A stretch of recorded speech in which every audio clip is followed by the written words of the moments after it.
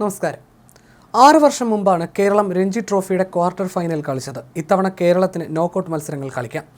ബീഹാറിനെതിരായ അവസാന ലീഗ് മത്സരത്തിൽ ഒന്നാം ഇന്നിംഗ്സിൽ കൂറ്റൻ ലീഡ് നേടിയ കേരളം വീണ്ടും ദേശീയ ക്രിക്കറ്റിലെ ശ്രദ്ധാകേന്ദ്രമാകുകയാണ്. ഏകദിനത്തിലെയും T20-യിലെയും തിരിച്ചടികൾ കേരളം മറക്കുകയാണ്. ഇതിന് കാരണക്കാരൻ സൽമാൻ നിസാർ എന്ന മിടുമിടുക്കനാണ്. ബീഹാറിനെതിരെ സൽമാൻ നേടിയ 150 റൺസിന് പൊൻതിളക്കമാണ്.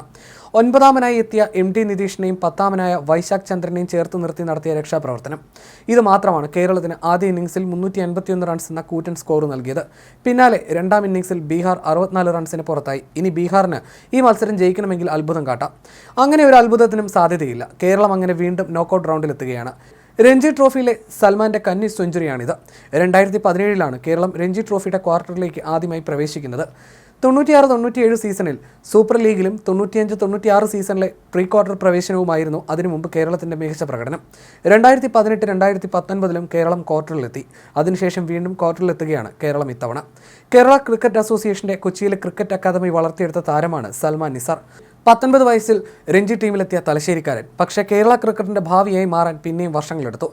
കേരള പ്രീമിയർ ലീഗിലെ തകർപ്പൻ അടികളുമായി രഞ്ജി ടീമിലെത്തിയ ഇടതുകൈയ്യൻ താരം നിരാശനാക്കിയില്ല. ബാറ്റിംഗ് ഓർഡറിൽ 7ാമനായി എത്തി പുറത്താകാതെ നേടിയ 95 റൺസാണ് ബംഗാളിനെതിരെ കേരളത്തിന് മുൻതൂക്കം നൽകിയത്. ഈ പ്രകടനം ഇല്ലായിരുന്നുവെങ്കിൽ ബംഗാളിന് ആ കളിയിൽ അനായാസ വിജയം പോലും നേടാമായിരുന്നു.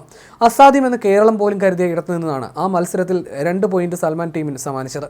അതിനുശേഷം തുമ്പയിൽ ഉത്തർപ്രദേശിനെതിരെയും മികവ് കാട്ടി. 233 റൺസിന്റെ ആദ്യ ഇന്നിംഗ്സ് ലീഡ് UPക്കെതിരെ ഇന്ത്യ നേടുമ്പോൾ ടോപ്പ് സ്കോററായത് ഈ കണ്ണൂരുകാരനാണ്. 93 റൺസെടുത്ത് സൽമാൻ പുറത്തായത് ഏറ്റവും അവസാനം.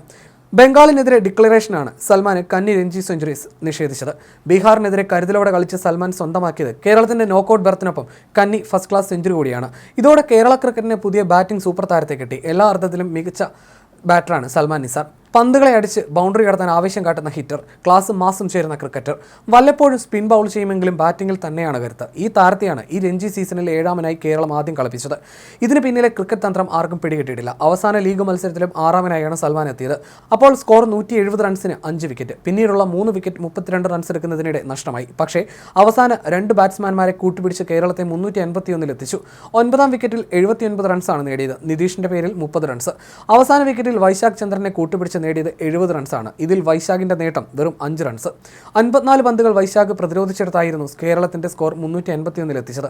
ഇതിന് കാരണം സൽമാൻ നിസാറിന്റെ ബാറ്റിംഗ് കരുത്ത് തന്നെയാണ്. 2018-2019 സീസണിൽ ചരിത്രത്തിലാദ്യമായി രഞ്ജി ട്രോഫിയിൽ സെമി ഫൈനലിൽ പ്രവേശിച്ച കേരള ടീമിൽ സൽമാൻ നിസാർ ഉണ്ടായിരുന്നു.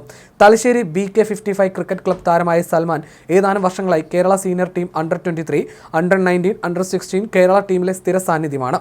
ബിനീഷ് കോടിയേരിയുടെ പിന്തുണയും സൽമാൻ എക്കാലത്തും ഉണ്ടായിരുന്നു. സ്ഥിരതയാർന്ന പ്രകടനമാണ് ഇടങ്കയ്യൻ മധ്യനിര ബാറ്റ്സ്മാനായ സൽമാനെ കേരള ടീമിൽ സ്ഥാനമുറപ്പിക്കാൻ സഹായിച്ചത്. തലശ്ശേരി പാലിശ്ശേരി പോലീസ് ക്വാർട്ടേഴ്സിനടുത്ത് ബൈത്തുൽ നൂറിൽ മുഹമ്മദ് നിസാറിന്റെയും നിലോഫറിന്റെയും മകനാണ് സൽമാൻ നിസാർ. കഴിഞ്ഞ കുറച്ച് വർഷങ്ങളായി കേരള സീനിയർ ടീമിലെ സ്ഥിര സാന്നിധ്യമാണ് സൽമാൻ നിസാർ. അണ്ടർ-14, അണ്ടർ-16, അണ്ടർ-19, അണ്ടർ-23 കേരള ടീമിലെ സ്ഥിര സാന്നിധ്യമായിരുന്നു. സ്ഥിരതയാർന്ന പ്രകടനമാണ് ഇടംകയ്യൻ മധ്യനിര ബാറ്റ്സ്മാനായ സൽമാനെ കേരള ടീമിലേക്ക് സ്ഥാനമുറപ്പിക്കാൻ സഹായിച്ചത്. ഈ സീസണിൽ T20 ടീമിന്റെ നായകനുമായി സൽമാൻ.